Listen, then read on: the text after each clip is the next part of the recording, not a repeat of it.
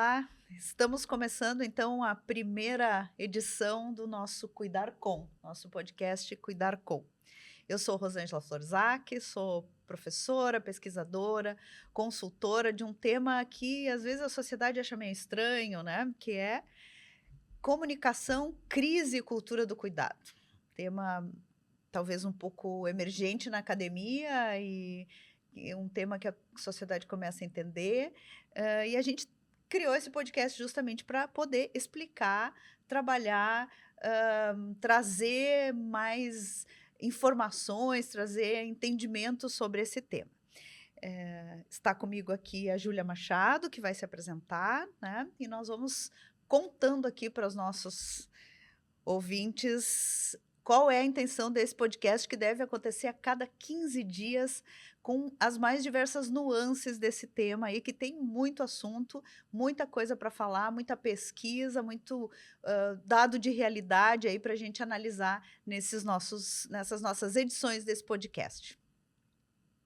É verdade. Então, eu sou a Júlia Machado, eu sou jornalista, pesquisadora, consultora também nessa temática, né, professora Rosângela, de gestão de crises e cultura do cuidado. Esse que é um tema que nos últimos tempos tem perpassado todas as pautas do cotidiano, se é que podemos dizer nesse sentido. E também faço parte do grupo de pesquisa Cuidar Com, que é o grupo de pesquisa de onde surgiu a semente desse nosso podcast, né, professora Rosângela? Exatamente. A gente acompanha todos os dias um noticiário muito intenso de situações que, quando a gente analisa a partir da academia, estamos aqui dentro da universidade, estamos aqui dentro da Escola de Comunicação, Artes e Design da PUC, que é onde esse grupo foi criado, e onde esse grupo atua cotidianamente. Quando a gente olha o noticiário regular, aí, o noticiário que todos nós acompanhamos todos os dias, a gente fica pensando quantas coisas poderiam ser evitadas, quantas vidas poderiam né, ter sido salvas, quantas situações de profundo prejuízo aí para organizações, para a sociedade, né? E quando a gente fala em vidas salvas, não só vidas físicas, né, mas emocionais, psíquicas, a partir de um olhar justamente dessa cultura do cuidado, né, que a gente tanto fala. Parece, quando a gente fala em cuidado, né, Júlia, parece uma coisa banal, né? Parece que a gente está falando de uma coisa tão singela e tão comum no cotidiano, né? Cuidar parece um atributo tão intrínseco ao ser humano, mas quando a gente se aproxima um pouco do tema, a gente vê que não é bem assim, né? E quando a gente fala de crise, né, professora, a gente está muito acostumado a falar da atuação no depois. E quando a gente fala de cuidado, a gente está falando na prevenção, a gente está falando em atuar no risco, em identificar riscos e mitigá-los e atuar de uma forma a evitar. O sucesso da gestão de crise é quando a crise não acontece.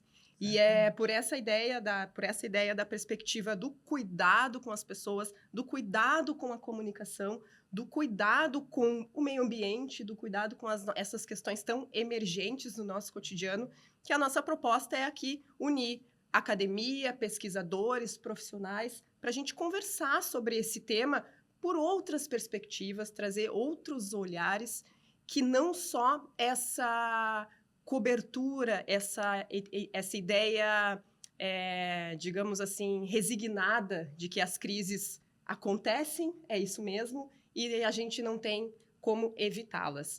Então, dentro dessa perspectiva, professora, eu acho que a intenção desse podcast é justamente a gente debater, abrir essa ideia de sociedade, né? De um olhar para as crises que estão nos atravessando, para usar esse termo que a gente está que está na moda, olhar essas crises e esses eventos críticos que a gente acompanha diariamente por uma perspectiva esperançosa, por que não dizer, né? Por uma perspectiva até um pouco mais otimista. Exato. Então, esse olhar da cultura do cuidado, é importante, ele é fundamental, por isso que o podcast e o grupo se chamam Cuidar Com. Mas quando a gente fala em crise, sobre o que a gente está falando, né, Júlia? O que é essa tal da crise? Porque essa é uma expressão que se banalizou. A gente, na nossa história contemporânea, a gente atravessou aí uma pandemia, a gente atravessou, aqui no Rio Grande do Sul, que é de onde a gente fala, um episódio de uma inundação assustadora em 2024, com ameaças constantes de acontecer novamente. Então, o que a gente quer, o que a gente está chamando de crise?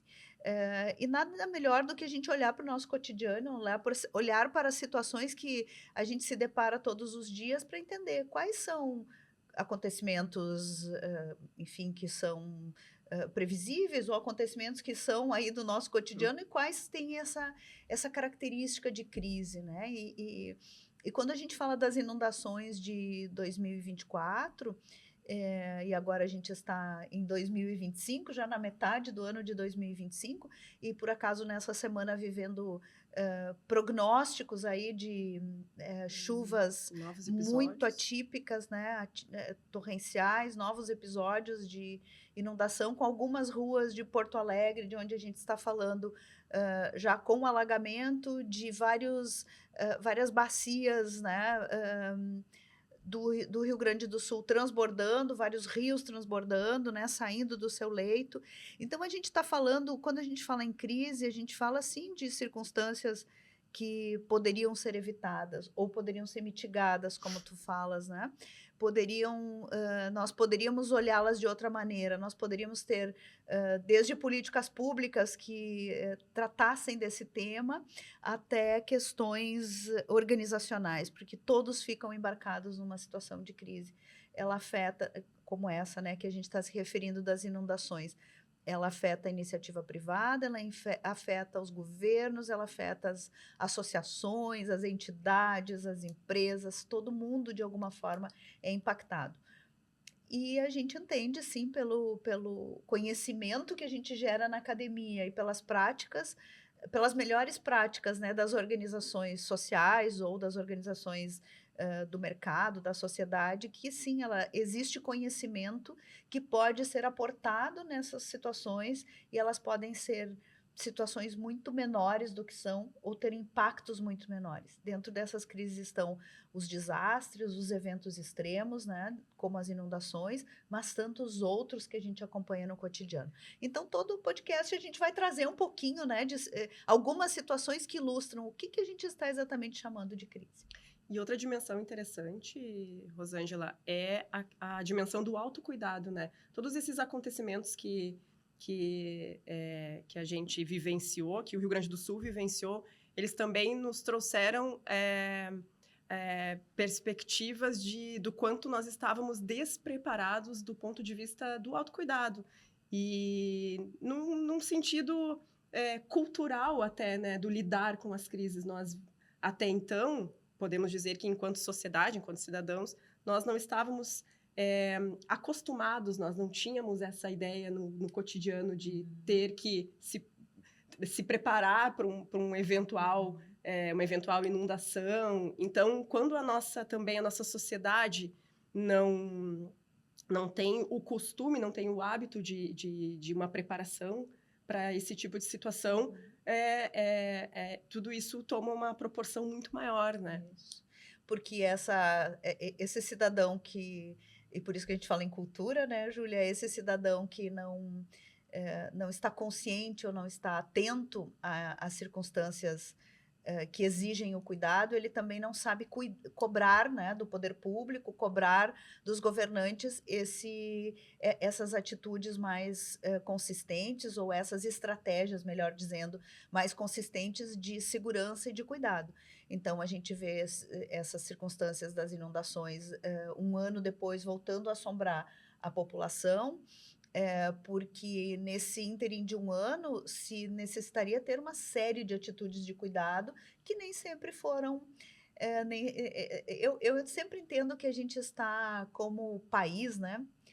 Esse é um tema novo porque nós fomos um país de alguma maneira privilegiado. A gente tem poucas grandes catástrofes, poucos eventos extremos ligados à força da natureza.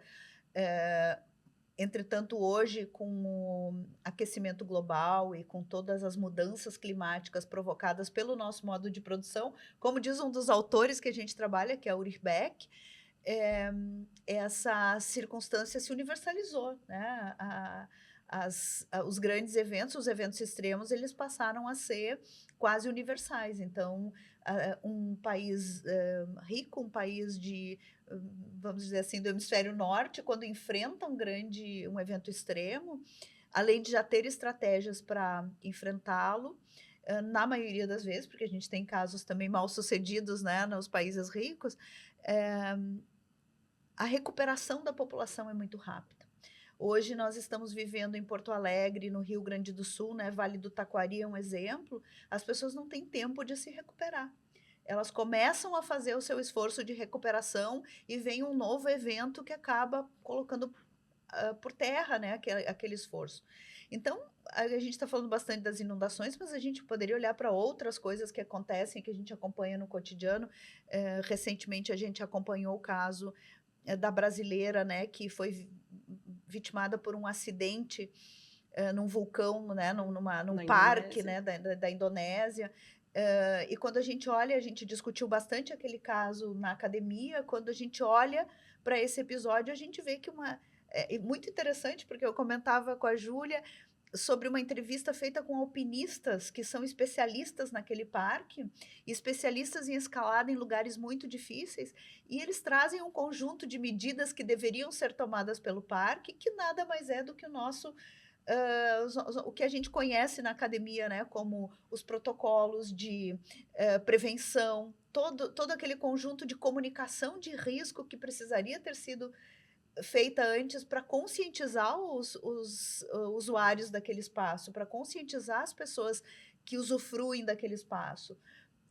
Medidas de contingência que precisam ser tomadas quando o acidente acontece, porque então nós temos ali um conjunto de sugestões que são sugestões que podem ser aplicadas em qualquer outra circunstância ou em muitas outras circunstâncias e evitar mortes de pessoas, perda de patrimônio, prejuízos reputacionais e tantas outras coisas que a gente acompanha todo dia no noticiário e que poderiam ter sido evitadas, né? Esse acontecimento da Juliana Marins, né, que faleceu no vulcão da Indonésia, ele também nos direciona para justamente esse não lugar, né, da gestão de crises e que acontece no nosso cotidiano. A gente elabora eventos, a gente pensa situações, a gente abre espaços, e a gente não direciona, muitas vezes, o nosso olhar para aquilo que pode dar errado e que, na verdade, é uma situação totalmente previsível. Né?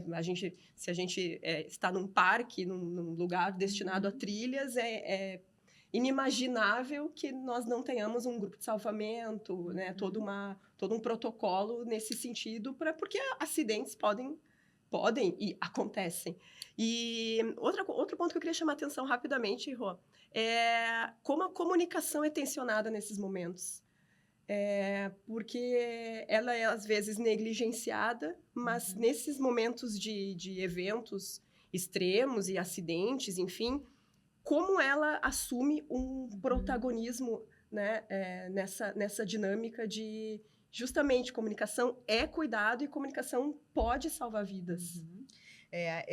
Eu acho que a gente... Eu queria ainda comentar o que tu mencionou anteriormente, que é esse nosso excesso de otimismo, né? E eu acho que também a comunicação entra junto, assim. A gente tem uma visão... e nós vamos receber um convidado na sequência para falar de comunicação de risco, então eu acho que é muito oportuno que a gente puxe, né, esse tema, e nós vamos falar muito aqui nesse podcast sobre comunicação, quando a gente é uma visão talvez muito funcionalista e otimista socialmente, né? Funcionalista porque nós acreditamos que uma placa é suficiente para a pessoa criar consciência, que uma matéria, uma reportagem jornalística, um cartaz, um alerta, né? Um alerta que soa no celular, ele é suficiente para criar uma consciência e desencadear uma série de comportamentos de autocuidado. E quando tu fala em autocuidado, eu acho sensacional, porque quando a gente fala em cultura do cuidado, a gente está falando de 2 movimentos que se complementam.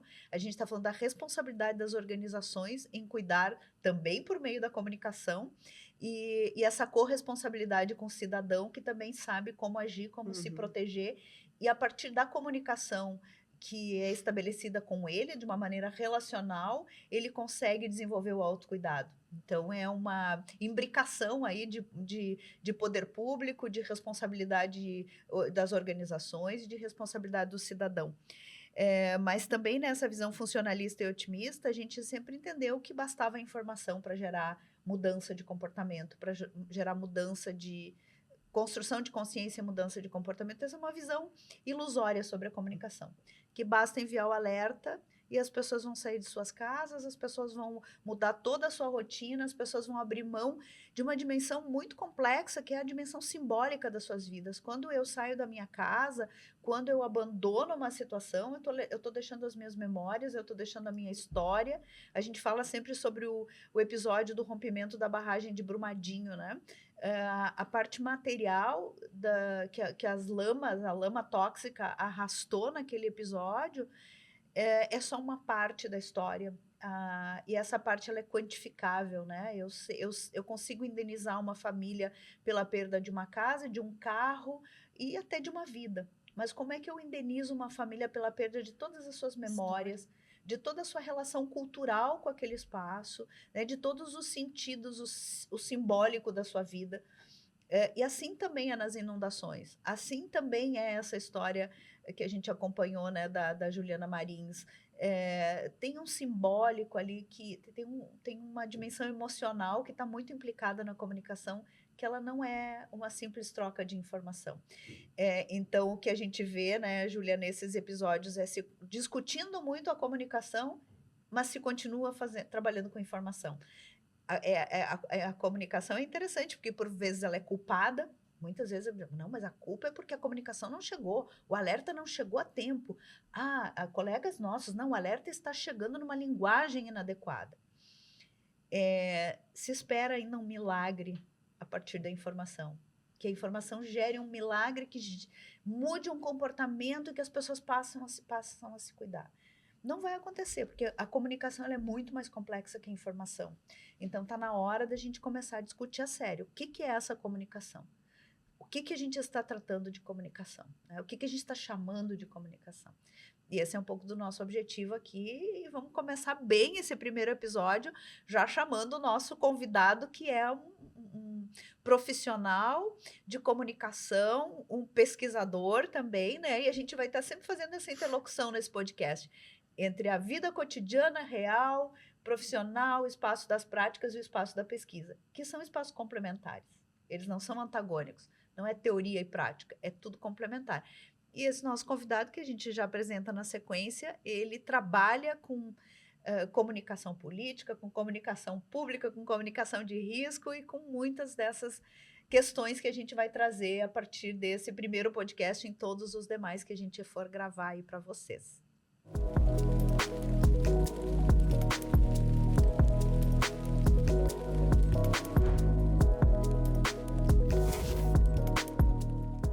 Então, nosso convidado de hoje é o jornalista pela PUC-RS, aqui por essa casa, e doutorando em comunicação pela UNB, Gabriel Galli.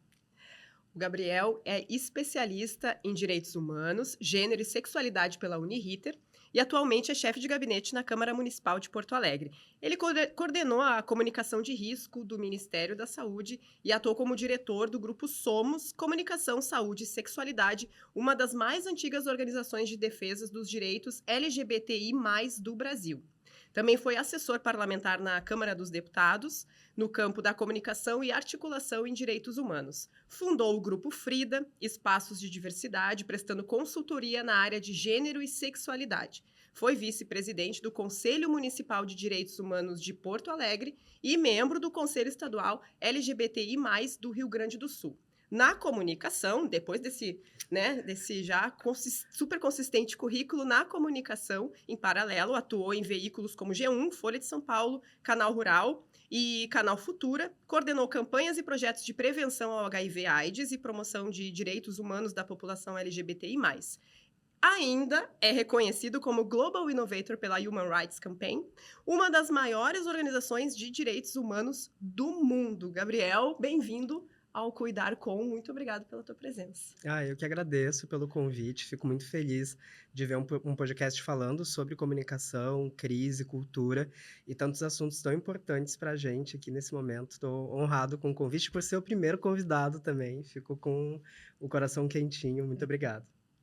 Então, Gabriel, vamos começar de pronto para a comunicação de risco, né? A gente, no primeiro bloco do podcast, a gente falou da crise, da cultura do cuidado, e intencionalmente deixamos a comunicação de risco um pouquinho mais reservada para esse momento. Então, queria te ouvir, né? Tu tem experiências bem interessantes.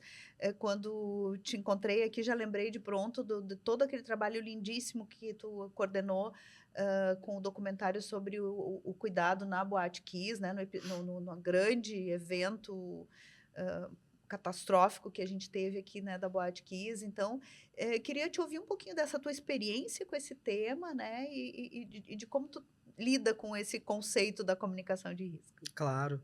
A comunicação de risco, eu acredito que talvez seja um dos grandes desafios que nós temos enquanto sociedade atualmente aqui no Brasil, no mundo como um todo, mas aqui no Brasil de uma forma particular, porque acaba sendo um tema muito novo, como vocês comentaram anteriormente. Eu acho que a comunicação de risco não é algo novo mundialmente, né? Existem uma série de protocolos, práticas, né? Se você vai ver no campo da saúde, que é o campo que eu tenho mais experiência, a gente tem experiências históricas em relação à comunicação de risco, tem exemplos, né, que acho que até hoje repercutem, né, como o caso de Ebola na África, né, que foi uma coisa que repercutiu muito, em que as pessoas, elas tinham dificuldades de poder acreditar no governo, porque as pessoas estavam morrendo, você não podia tocar nos corpos, havia uma questão cultural de você poder fazer um tratamento daqueles corpos lavando e fazendo ritos, né? Eram questões religiosas, as pessoas, né? Na crença delas, aquele movimento faria com que as pessoas tivessem acesso a uma vida melhor, né? No pós-morte, e aí chegam os governos e fazem um movimento de dizer, não, tem uma doença muito grave, não toque naquele corpo, as pessoas não acreditam, você tem mais mortes ainda, e começa a ter um movimento, né, de se pensar a comunicação de risco a nível global para não repetir erros. Se a gente for pensar aqui no Brasil, né, nos erros que a gente teve, por exemplo, durante a pandemia de Covid-19, durante a pandemia, né, epidemia global de HIV e AIDS que nós tivemos começando ali na década de 80, que tem repercussões até hoje, ou tanto nas enchentes que nós passamos, eu acho que os desafios são muitos, e eles estão muito relacionados com a garantia da dignidade da população, da segurança e dos direitos humanos, que é de onde eu venho, que é, né, o meu campo de trabalho. Eu chego na comunicação de risco muito por conta do trabalho em direitos humanos, porque eu passei pela imprensa, eu passei né, fiz a minha formação aqui na PUC do Rio Grande do Sul, a graduação em jornalismo, o mestrado, né, em comunicação social, e eu chego sempre muito preocupado com a questão da comunicação pública na intersecção com a internet, com, né, toda essa questão assim, da colaboração em rede. Né, a minha pesquisa no mestrado, inclusive orientada pelo professor André Pazzi, aqui da PUC, foi sobre a comunicação do governo estadual na época do gabinete digital, né, que era uma política de você tentar fazer com que a população participasse dos processos, e lá a gente já identificava muita da dificuldade da população assimilar que ela é um ente ativo nos processos de comunicação, e que ela pode, né, ter um processo de guiar os discursos, de guiar as políticas públicas. E aí eu vou fazendo esse processo, passando por movimentos sociais, né? A minha passagem pelo Grupo Somos é muito importante. Eu comecei como estagiário no Grupo Somos, estudando aqui na PUC, né? Trazendo os assuntos que a gente trazia aqui na universidade. Né? Na época, inclusive, a professora Cristiane Finger foi lá dar formações para o Somos, né? Tivemos outros professores também que participaram muito ativamente dos processos lá. E aí a gente começa a ver a dificuldade de comunicar sobre HIV/AIDS para uma população que era uma população muito vulnerabilizada em direitos humanos e, por isso, acabava estando muito sensível às questões do HIV e AIDS, que é a população LGBTI+. E aí, a partir desse processo, eu vou me especializando nas questões de comunicação em saúde, de comunicação em direitos humanos, passo pela Câmara Federal até chegar no Ministério da Saúde, onde foi um grande desafio, e aí a gente teve uma série de casos, né, que a gente foi trabalhando desde a crise no território Yanomami, as questões envolvendo a epidemia de Mpox também, as questões envolvendo dengue, que foi talvez uma das experiências mais enlouquecedoras de você trabalhar no campo da comunicação em um país tão grande quanto o Brasil, né? E as questões da enchente do Rio Grande do Sul. É mais ou menos essa a minha trajetória e por onde tenho passado nos últimos anos. A experiência do Gabriel com a saúde, com a comunicação da saúde, é muito interessante justamente nesse nosso primeiro episódio, porque a cultura do cuidado é também uma ideia, né? uma teoria, digamos assim. Os estudos nasceram no campo da saúde justamente por essa interação mais com as comunidades vulnerabilizadas, enfim. Então, nós da comunicação, a gente também vai lá beber um pouco nos estudos do campo da saúde, justamente por essa relação mais com o cuidado, não só com o aspecto físico, mas com o cuidado com os aspectos culturais, como comentaste, né? Com tantas nuances da sociedade que precisam ser considerados na comunicação de risco e na comunicação como um todo, né? Eu acho que a questão da comunicação em saúde, talvez ela seja a questão que junta mais elementos, assim, quando a gente fala na necessidade de trabalhar com prevenção a riscos, né, com orientação da população e com orientação dos trabalhadores também, que é uma coisa super importante. Eu lembro muito, assim, que quando a gente chegou no Rio Grande do Sul aqui, enquanto Ministério da Saúde, eu, no caso, voltei, né, porque eu sou daqui, mas quando começou a enchente, a gente estava acompanhando os prognósticos, as orientações, desde muito antes de começar a enchente. Havia informações que estavam dizendo que poderia acontecer algo muito grave há muito tempo. Todos os setores de governo tinham essas informações e estavam a par disso. Talvez a população não sabia em algum momento, e aí acho que não precisamos tratar de quem foi a responsabilidade nesse momento, acho que não é o caso, mas enquanto comunicadores, a gente sempre dizia lá no Ministério da Saúde, né, eu trabalhava especificamente no Departamento de Emergências em Saúde Pública, cheio de sanitaristas, enfermeiros, médicos, pensando, né, a prevenção. A gente trabalhava em 3 eixos: a preparação, a vigilância e a resposta a emergências em saúde pública. E o que os meus colegas lá da área da saúde diziam que o ideal é que a gente passe 90% do tempo se preparando para uma futura emergência em saúde pública e 10% desse tempo respondendo a essa emergência. Nos últimos anos, não sei se deu tempo da gente ficar todo esse tempo se preparando, assim, mas esse que era o momento especial. E essa equação, né, que toda a teoria é convergente nessa equação de investir muito mais em preparação do que em contenção, né, em resposta. Parece que ela conflita um pouco com o nosso modelo produtivo, com o nosso modelo, bem abertamente, né, Gabriel, com o nosso modelo de capitalismo, porque quando a gente fala para uma organização, olha, tu vai precisar investir em preparação. E aí eu estou pensando numa organização privada, mas mesmo numa organização governamental, porque lá no fim das contas isso vai ter uma relação com o eleitor, com a continuidade, com o que dá voto, o que não dá, né? Parece que não faz sentido, né, para a liderança, para o gestor, para quem, para a pessoa pública que estiver à frente dessa demanda, assim, não faz sentido que eu vá investir tanto tempo para alguma coisa que é incerta. Entretanto, a realidade tem nos ensinado que esse incerto, ele está muito mais próximo e está gerando eventos muito impactantes que, por consequência, vão ter algum impacto na produtividade também. Então, aqui eu estou falando da pandemia do Covid-19, estou falando das inundações que tu mencionou, Mas a gente tem uma caminhada, me parece, né? A gente quer ser otimista aqui, né? A ideia desse podcast é, como diz a Júlia, ser sinal de esperança. Esperançoso. Mas nós temos uma caminhada longa nessa construção de consciência. Esse exemplo que tu traz de talvez os governos sabiam desse evento extremo e não vamos olhar para a responsabilidade, mas assim, também a capacidade da própria população, do cidadão, de entender isso. A gente teve a coisa de um pouco mais de um ano aqui na região metropolitana, uma ameaça de um furacão que desviou da cidade, felizmente, não.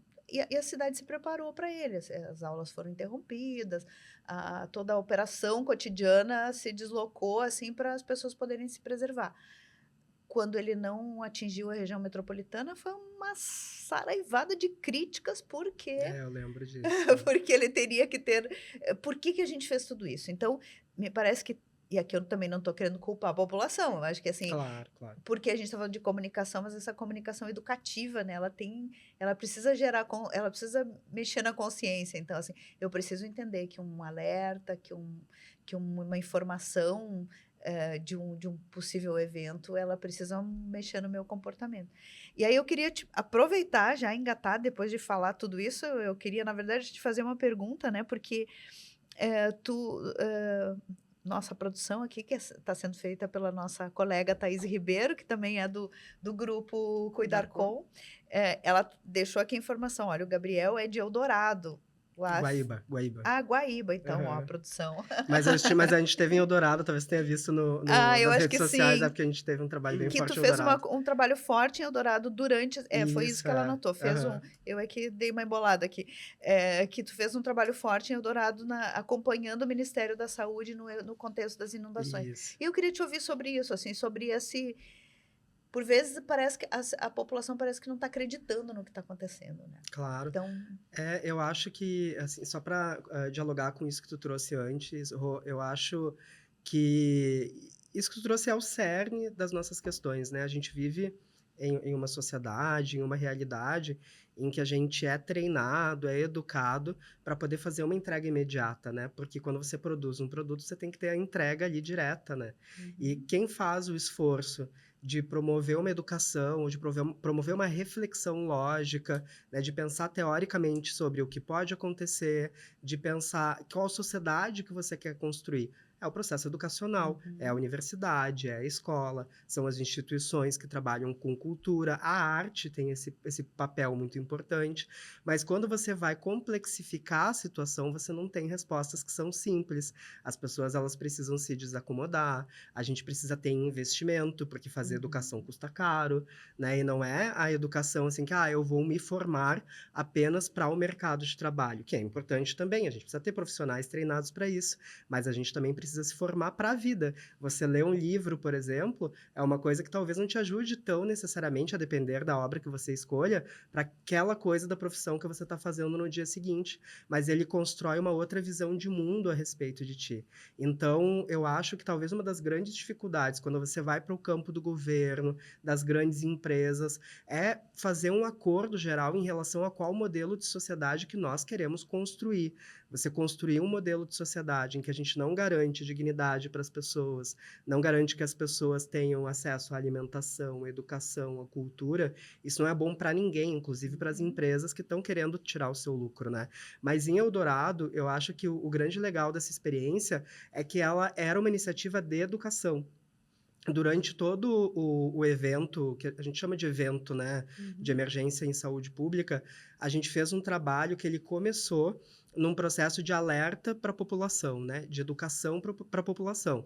A gente tinha uma série de problemas que vinham na consequência da enchente. Então, problemas com leptospirose, né, distribuição de notícias falsas acontecia muito, né.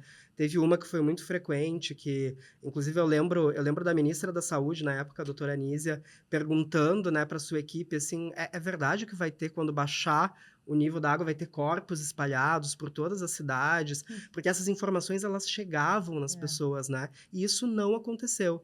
Então, eu falo assim, eu lamento muito que a gente tenha tido que gastar muito tempo dos profissionais de comunicação durante a enchente para desmentir notícias falsas, que tem a ver com esse sistema aí de produção que a gente estava falando. Porque as pessoas que produzem notícias falsas, elas não produzem só porque elas estão enganadas, mas é porque elas ganham dinheiro com a visualização desses produtos, né, desses conteúdos nas redes sociais.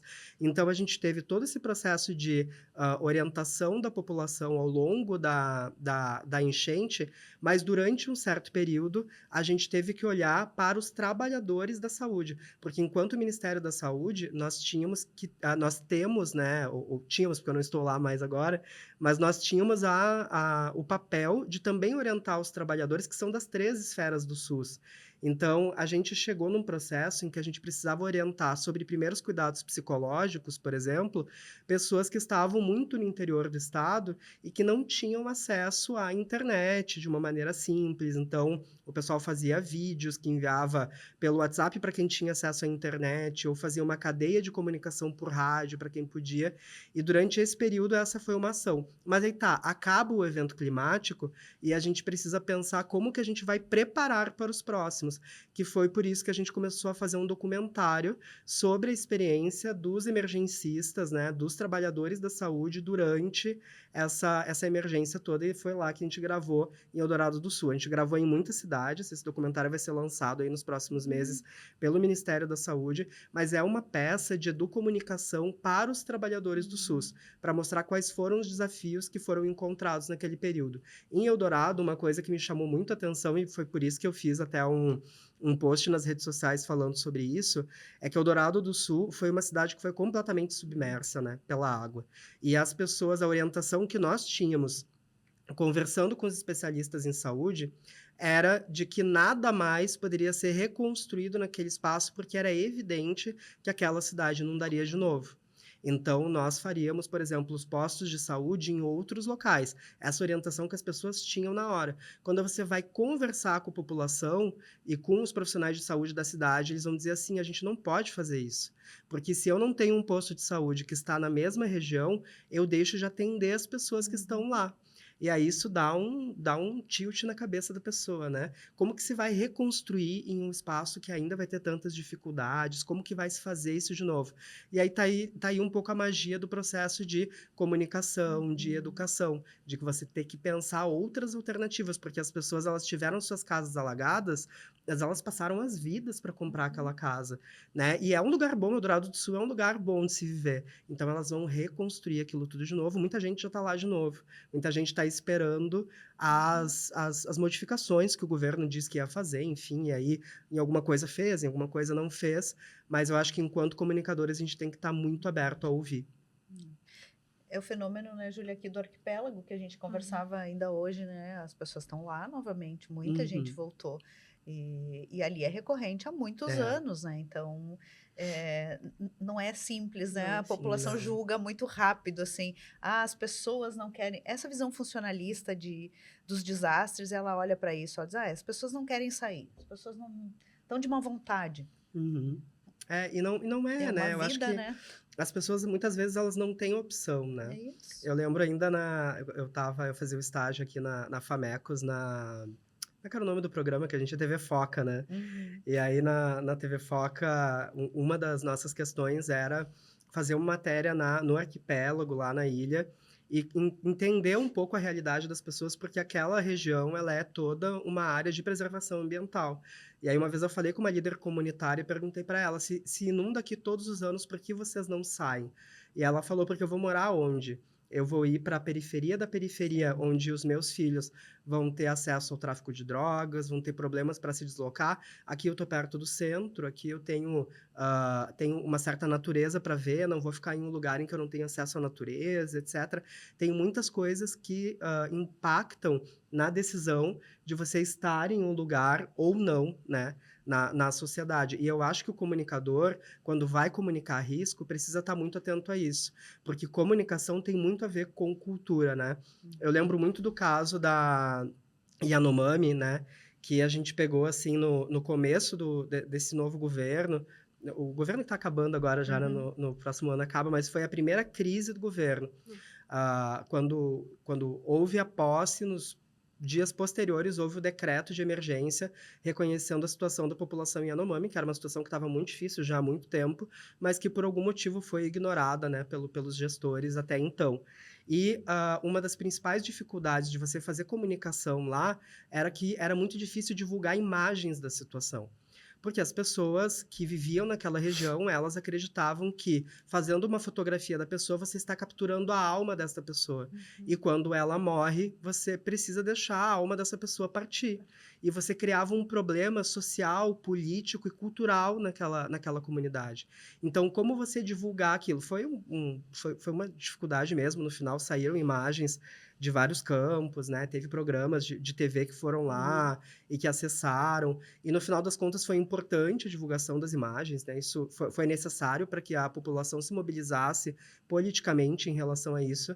Mas eu lembro dos educadores sociais que estavam trabalhando lá, fazendo um acordo, né, com a população indígena de que, ok, então quando morrer a pessoa, a gente não exibe mais a imagem dela aqui. A gente tinha um banner, inclusive, que era do Centro de Operação de Emergências e tinha uma foto da comunidade para criar uma conexão, né, para eles sentirem que aquilo era deles também, mas algumas pessoas morreram nesse período.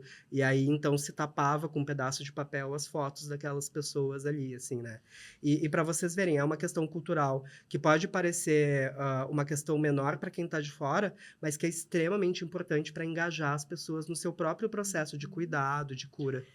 Esse gancho que eu queria puxar justamente, tu traz muitas experiências que ilustram muito bem essa questão do cuidado na comunicação, né? Da concretude desse cuidado na comunicação. E eu queria traçar um paralelo, porque eu conheci o trabalho do Gabriel por meio do documentário da Boate Kiss, que eu assisti, e eu achei uma ação muito sensível, assim, do Ministério de promover aquele documentário, de realizar, enfim. E eu queria traçar um paralelo, porque tu comentou, nas inundações a gente gastou muito tempo respondendo à desinformação. Lá no acontecimento da Boate Kiss, em 2013, nós não tínhamos esse ambiente midiático tão efervescente, nós não tínhamos nem dispositivos, né, digitais que dessem conta, assim, do que acontece hoje. Queria te ouvir, assim, um pouco, que é algo que também me inquieta. Como teria sido aquele acontecimento da Boate Kiss 10 anos depois, ou hoje, em 2025, assim, o que te chamou a atenção durante a produção desse documentário? Mas, assim, me inquieta muito, assim, foi possível, talvez, do ponto de vista da comunicação de crise naquele momento, preservar um pouco mais os acontecimentos e de fato, efetivar os protocolos, porque os protocolos foram muito bem sucedidos no acontecimento da Boate Kiss, do ponto de vista do poder público, assim, né, do SUS, enfim. Mas se a gente fizer esse exercício, assim, né, de como a sociedade caminhou, como teria sido muito difícil, né, lidar com aquele acontecimento em 2025. Eu acho que sim. É curioso pensar nisso, assim, porque eu em 2013 não estava lá, né? É curioso que a gente fez um documentário no Ministério da Saúde para servir como uma ferramenta de educação dos trabalhadores do SUS, que foi, inclusive, uma ideia da nossa diretora, Daniela, na época, Daniela Boasi, uma sanitarista de mão cheia, assim, e foi dirigido pela Taia Carneiro, né? Que era uma comunicadora maravilhosa, também não está mais entre nós agora, mas eu lembro da gente estar em Santa Maria conversando com as pessoas para pegar os relatos de como foi naquela época e o relato era que eles tiveram vários problemas de comunicação no meio da crise. E um dos problemas era que as pessoas inventavam histórias que iam para as comunidades do Facebook, para as comunidades do Orkut, falando sobre espíritos que tinham sido vistos na região, falando sobre questões relacionadas por exemplo, a roubo de objetos das pessoas que estavam lá. Houve, pelos relatos, de fato, pessoas que se passavam por membros da imprensa imprensa para poder entrar no local onde estavam sendo velados os corpos e roubar aparelho celular, joias das pessoas que estavam mortas naquele espaço. Então, para você ver, assim, a gente sempre tem dificuldades que acontecem de acordo com o cenário em que se está. Mas, de fato, não havia uma facilidade tão grande para disseminar informações daquele jeito. Eu não sei a certo qual seria o impacto, mas eu suspeito muito que tem a ver com os motivos que a gente tem uma crise tão forte hoje, né? E eu volto a dizer, a crise de notícias falsas que a gente tem hoje não tem a ver apenas com a ingenuidade dos nossos idosos, com a ingenuidade das pessoas que não usam muito bem o celular ainda, tem a ver com pessoas que descobriram uma mina de ouro de como ganhar dinheiro divulgando informações falsas e com esse sistema de redes sociais que dificulta, por exemplo, tirar um conteúdo, porque também vai perder dinheiro de patrocínios, por exemplo. Então, eu imagino que se houvesse dificuldades naquela época, teria muito a ver de como é que eu posso ganhar dinheiro com a dor do outro. Agora, pegando um aspecto técnico, né? Esse registro de documentários, tu mencionou de Eldorado, mencionamos o da Boate Kiss, né? Ele tem um efeito pedagógico também, né? Muito. Porque, para além de capacitar ou desenvolver os profissionais do SUS, esse não esquecimento, ele também é um instrumento educacional para a população em geral. E talvez a gente pudesse até pensar em um uso um pouco mais sistemático desse recurso, né? A gente fez agora, aqui na Escola de Comunicação, um documentário na comunidade do Sarandi, aqui em Porto Alegre, também, né, sobre como a comunidade viveu e tratou entre eles o episódio das inundações de 2024. E até a própria comunidade, olhando o documentário, ela faz uma ressignificação daquele momento e passa com esse distanciamento, se vendo ali, né, sendo espectador de si mesmo, a mudar um pouco, né, o seu entendimento e aceitar a preparação e essa cultura mais preventiva que a gente mencionava, né? Nós poderíamos, né, Gabriel, as histórias, né, mencionou algumas das que tu viveu, nós poderíamos ficar aqui muito tempo, mas a gente tem um compromisso com a nossa produção Que de já ficar tá dentro do tempo e elas já nos Claro. avisaram Já tá finalizando. que estamos finalizando. Então, a gente quer agradecer muito a tua presença e muito importante para a gente que ter a tua presença aqui nesse primeiro episódio, né? Nesse primeiro episódio do nosso podcast, que a gente deseja que chegue a muitos, centenas de episódios aí, né?